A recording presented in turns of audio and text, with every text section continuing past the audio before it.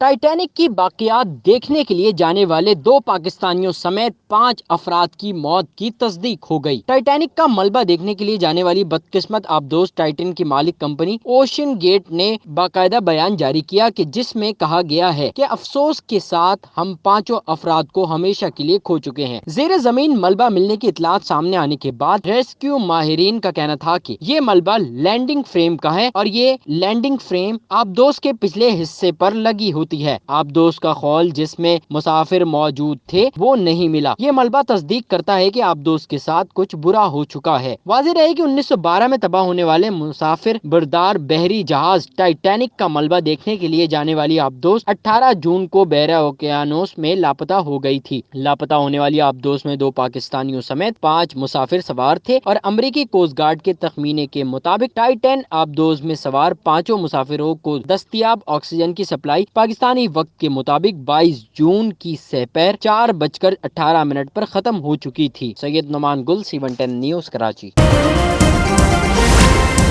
C110 news, خبر کی اصل خبر۔